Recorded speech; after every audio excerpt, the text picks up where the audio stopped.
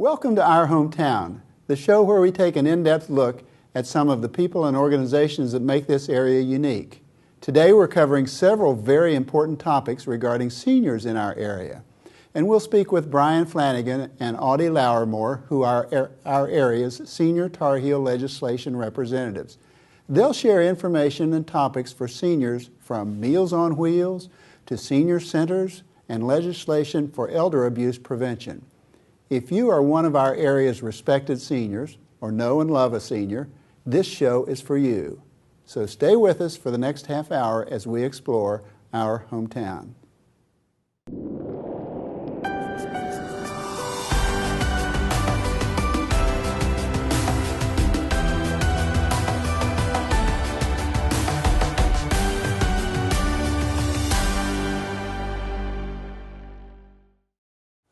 My guests are Brian Flanagan and Audie Louermore.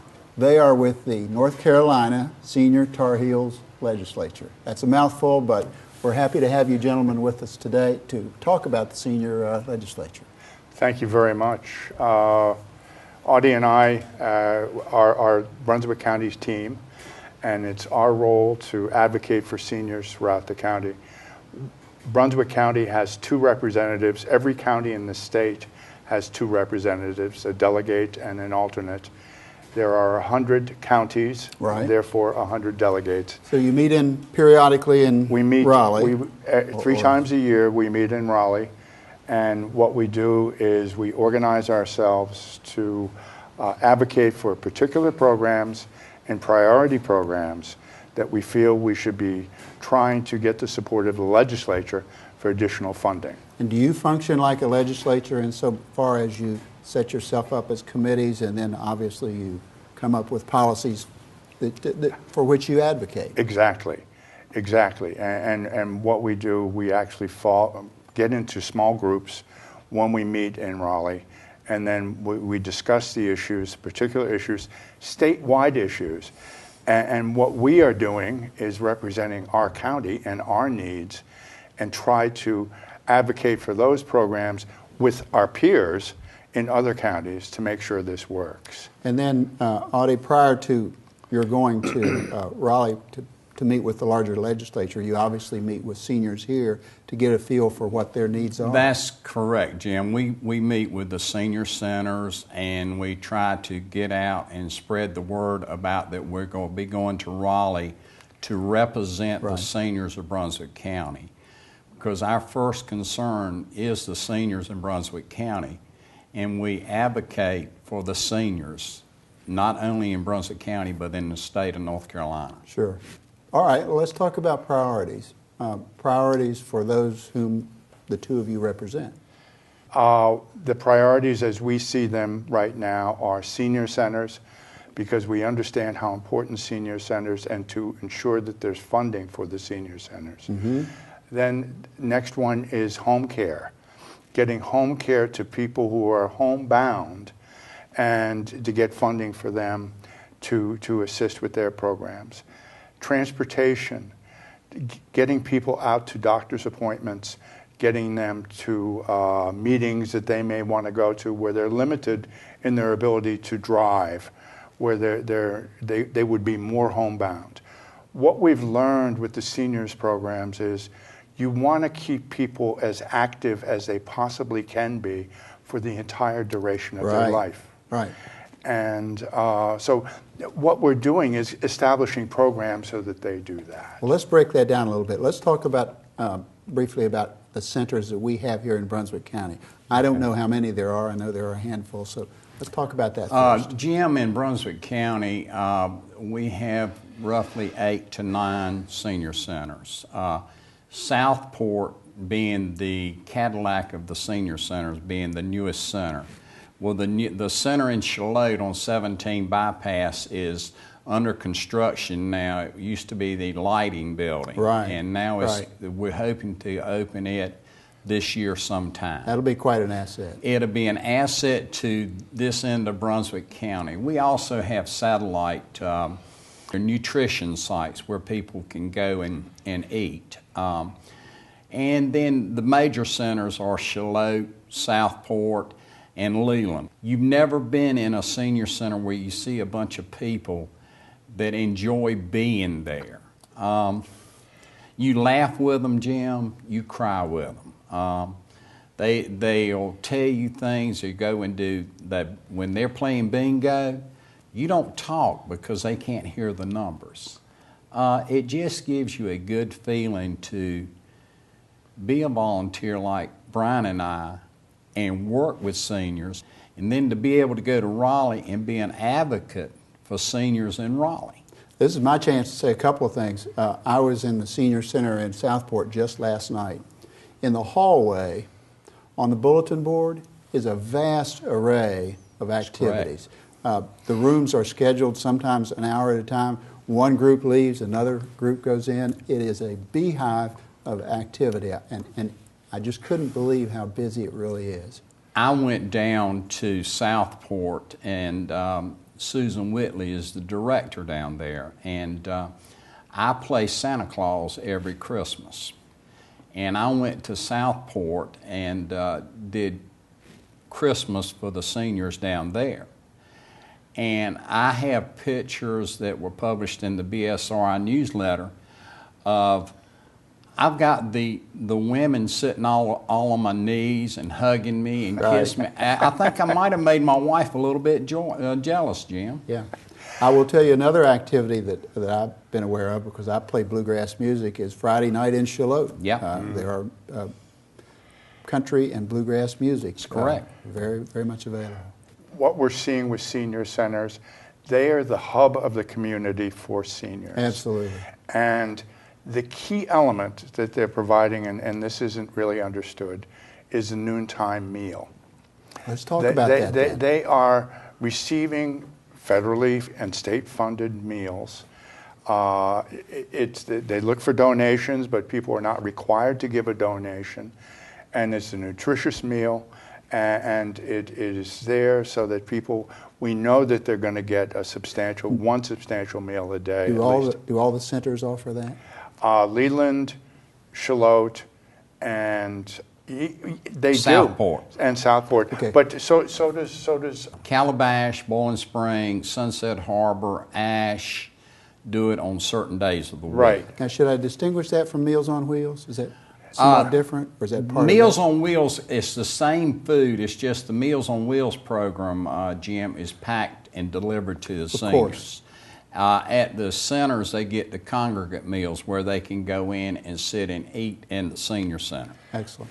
Excellent. It's socialization, and it's so important for us to be in contact. Absolutely. And that's what the center provides, because the activities are socialization in addition to the challenges of the activities that people have. As you said, Southport is just a beehive of activity.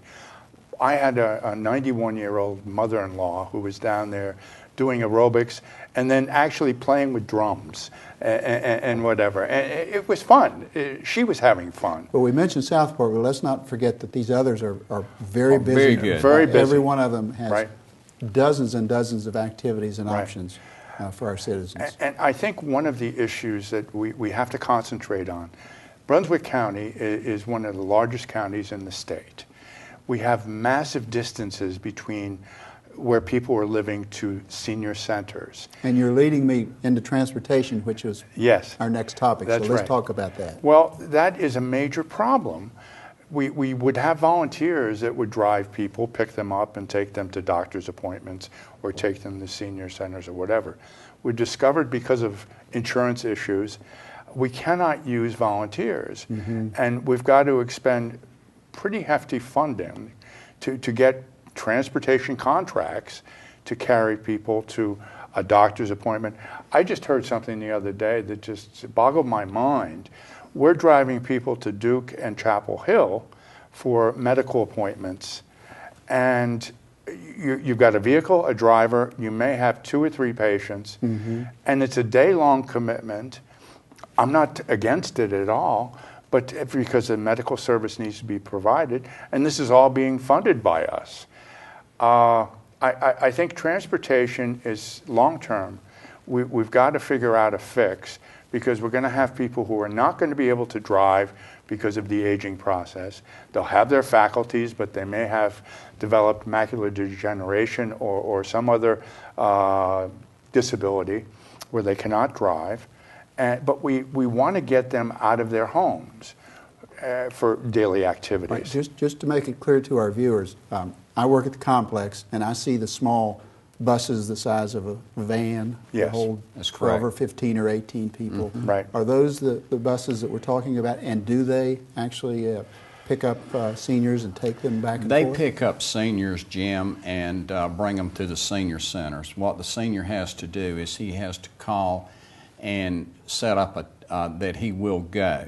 They will transport them to the senior center, and they come back after lunch and pick them up, and then one day a week, I think, they take them to the shopping, Right. to the Malls drugstore or or whatever. malls or whatever. Right. So I want our viewers to know that those buses are out there. Yes. Perhaps they have some limitations, but they are available if the senior citizens will make those calls. That's correct. Yes, yes. But I think something, we have a finite number of vehicles. Sure. And we're also providing service to people, other citizens who are coming to the county center for various public support services. For example, at the Department of Senior Services and whatever. And so we're competing, we're sharing the service for seniors getting to senior centers or doctor's appointments. We don't have it committed to us just for seniors, okay? So we have a system, but it's not adequate to serve No, all the needs that no. the county has. And to do another segue, Sure. the growing population, we're seeing by the end of this decade, we are going to have more people over the age of 60 in this county than we will people between 1 and 17. Wow. There are currently 50-odd counties in the state that have more seniors than they do the remaining citizens. That's half of our counties. Yes. By 2030, we are going to have 89 counties. This is out of 100 counties. Wow. Where we will have more seniors. What we are seeing is North Carolina is turning into a haven or a Mecca or whatever for people coming out of the snow belt and coming down here to this wonderful state. We have everything here, but the services, and these people, we're going to have the baby boomers, and the baby boomers have for the past 65 years gotten what they've wanted because they know how to organize and do it. Be assured, we're going to run into the same problems with senior baby boomers as they're growing, okay? And so I think part of the issue that the public need, and we in the county need to understand, we are beholden to federal programs, pardon me, to do this. The state is giving us support, limited support because they don't have the funding. And then the county, we have a very generous county here. The Board of Commissioners has been very generous to seniors programs here. But with a growing population, we're not getting the incremental increases. Mm-hmm.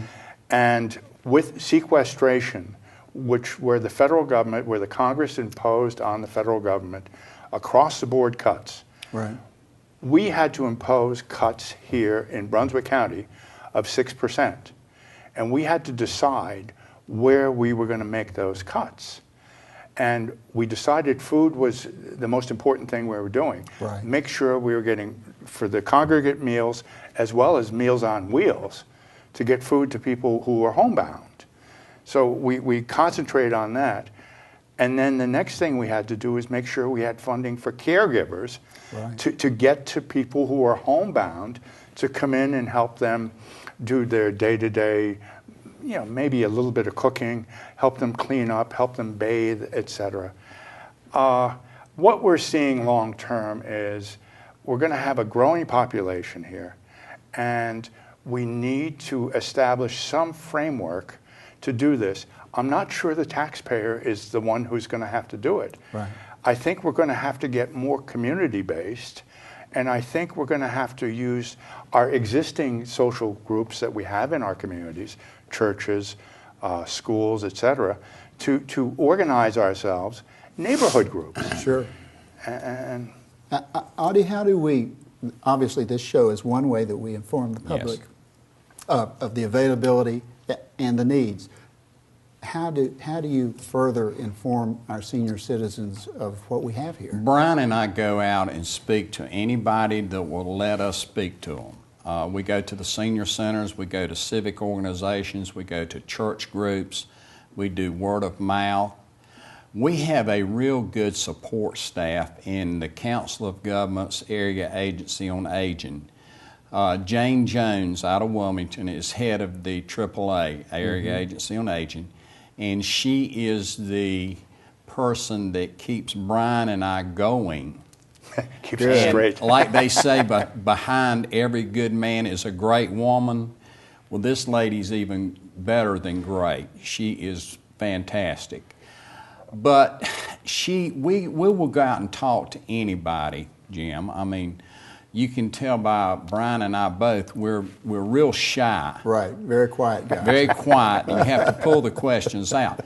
But the word of mouth, and if you think it's good, Brian and I talking, you go to Raleigh where you have 100 counties and you have 200 people. And the youngest is 60, and we have some delegates and alternates that are in their 90s. Yeah. Wow. Because when it was founded, Senior Tar Heels was founded in 1993. Then Senator Perdue is the one that pushed for Senior Tar Heels through the legislature. We have some members that have been there since 1993. Yeah. And we have good speakers come in. The governor comes in. We have the Secretary of State. We have all different people in the government come in, the budget department. Their job is to keep us informed so we can come back to our county and spread the word about what's going on. A couple of slogans that I've heard of for seniors is older is bolder. Just because you turn 60 and become a legal, so to speak, senior, it's not time to sit there and listen. You need to voice your opinion because you will be heard. Sure. Now, Audie, if you had your way, are there any particular programs or plans on the board that you'd like to implement that we don't have in this county? Obviously, funding is always an issue. Funding's an issue, but I would like to see all the senior centers in the county be up to date, like some of your senior centers in other parts of the state, in the Triad area. I would also like to have more participation from seniors. There are a lot of things out there that being a senior you can volunteer for and get involved in. Let's put in a plug for the senior games. Okay, the senior games, that's another one of my pet peeves. I am North Carolina Senior Games Ambassador for Brunswick County. My wife and I work with the senior games. But tell us what the games are. The senior games are activities for seniors. This year, the age limit has been dropped to 50, 50 and up. You have all different types of sports. You have all different types of games. Literally dozens of activities. Dozens. You have a Silver Arts where they can do, anybody that does painting or writes books or anything, they have that at Southport. Senior games, you have running, biking, swimming, tennis, golf, bocce ball. They even have a new one this year called pickleball. I've heard of It's that. being done. Yeah, that's coming. Becoming very popular. Yes. Shuffleboard, spin casting. Something for everyone. Something for everyone. And the thing that sticks in my mind is when I went to Senior Games Ambassador training, the word that they tell you up there is for every 3 people that you can keep out of an assisted living facility will pay for 60,000 seniors to participate in senior games. Wow. We have them anywhere in senior games from this year be 50. We have people in the 90s, Jim. I mean, it's just That's inspiring, amazing. isn't it? And they're just as, they want to win just as bad as you or I want to win. And majority of the time, they will probably beat you at what they do. Well, it's competitive, but let's say it's friendly competition. Oh, it's friendly. I mean, yeah, Yeah. we have opening ceremony is April 2nd. Silver Arts is the first week of May. For your entry fee, which is medium $12, you get a T-shirt, you get opening ceremonies, you get lunch furnished, and you can participate in all the games. And we'll put this on the screen, but provide us with the contact information. You can contact Christy Hazelton at Brunswick County Parks and Rec. Also, my phone number is on the cards that we pass out with applications. They can feel free to call me and I will give them information on senior games, or I will even pick their applications up and turn them in. They have to be turned in by the end of March. And once you turn it in, you're signed up to be in the games. Now, this is not a new program. It's been around for years. No, it's not a new program. I've been participating in it about 6 years.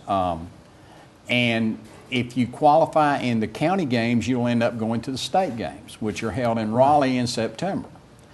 And if you think it's cutthroat in Brunswick County, you get to the senior games up there where you got 30,000 people participating. How about that? Yeah. I'm also the cheerleader. I'm the alligator for the cheerleaders. Where else could a man want to be with 12 beautiful senior women? Listen, I'm with you. I'm so happy you gentlemen are with us today because you have so much information for the seniors out here in Brunswick County. The other topic we wanted to cover is elder abuse. It's a more somber subject than most, but it's one we need to talk about. Can one of you get us started on that? Elder abuse, it was new to me too. 6 years ago, I was not aware of it. And actually what you're encountering is seniors are being taken advantage of across the board. And actually the biggest problem is people are trying to either take their property or their cash or even their medication. Wow. And what we've seen, we have a terrific elder abuse network here in the southeastern part of the state. Again, Jane Jones, who is a class act in organized people. We have people there. We bring in law enforcement. We bring in the district attorneys and the social services people. And we actually work to figure out how do we alert and inform the public about this problem, and then what do we do to deal with it? And we're going to see this as a growing problem, again, because the number of the seniors that are growing. Sure. And what you're finding is, just to give you a few examples, the random phone calls that people will receive at home during the day, it could be, Grandma, this is Bobby. I'm down in Mexico City and I'm in jail. Could you send me $200? And, oh, Bobby, I miss you. Give me all the information. And so she'll give him her credit card number, and away goes $200 or more dollars. And there was no Bobby. This was all a scam. Another one is you may get unqualified home care people coming in and either physically abusing, violently abusing people, or taking their medication, using the medication themselves, selling the medication. For drug abuse. For drug abuse. And what we're seeing is with the increasing number of homebound seniors, you have a vulnerability there. Somebody comes in and say, hey, I was just driving by and the roof on your house needs to be replaced, and if you don't replace it, and so it's going to cost you $10,000 to get this fixed. And so the woman takes him to the bank and gets him $10,000, and we'll be back to do it, ma'am. Right. Last time they see him. Yeah. And these are real issues. And there are people watching this show that may sense that they are being victimized by any of these issues or many more. Yes. And what they should do is, number one, call the sheriff. Mm-hmm. Number two, call the Department of Social Services and inform them of what's going on, because these are scams. And communication is the key. Letting others that's know essential. about it. That is essential. And we want to help people. We want to stop this. You might remember the actor Mickey Rooney. Sure. Well, sure. Mickey Rooney really put a face to elder abuse a couple years ago.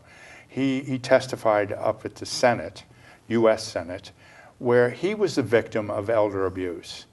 And it was actually his nephew who was abusing him physically and monetarily, using Mickey as his personal ATM to fund whatever. And Mickey had no idea.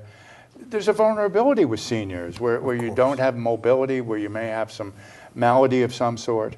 And people take advantage of that. And I think we should be more alert to that as a potential problem. And if you think you're being victimized, contact the sheriff's office or others. Or Call department. 911. Call 911. That's one thing that we emphasize is if you're being victimized or in any way mistreated, don't be afraid to call 911. And if you're even concerned about it, make the call to right. determine.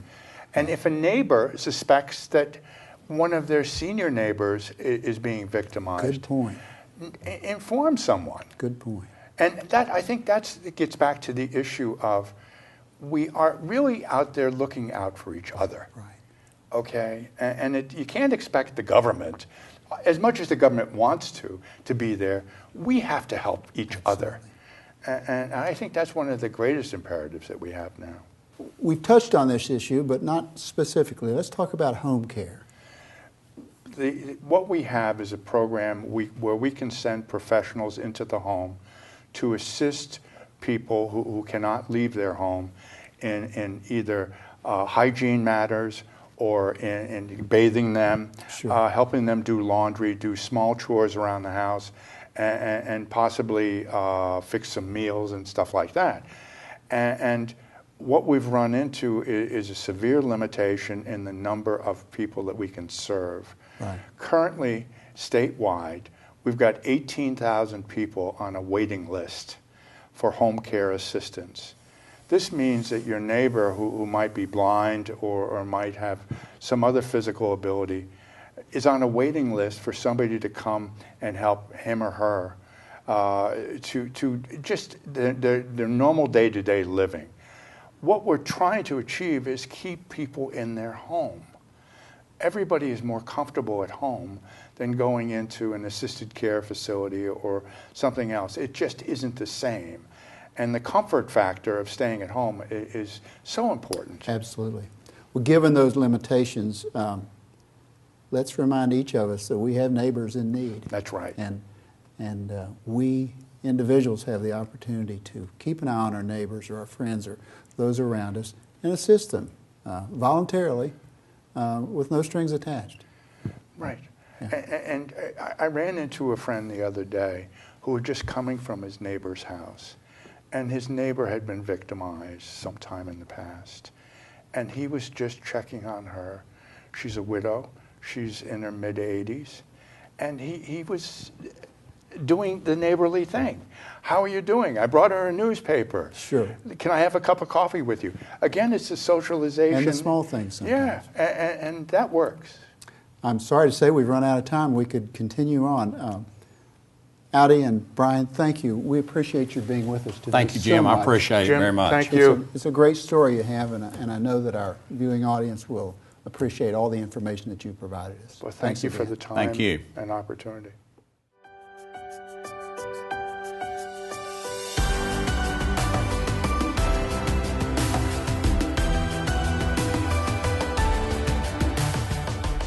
Thanks for joining us this month on Our Hometown. We hope that you found this information for our seniors very helpful. If you have feedback for the show or need more information about today's topics, or if you have a story that you'd like to share on a future show, visit us at atmctv.com to tell us about it. Thanks again for joining us, and tune in again next month as we explore more of Our Hometown.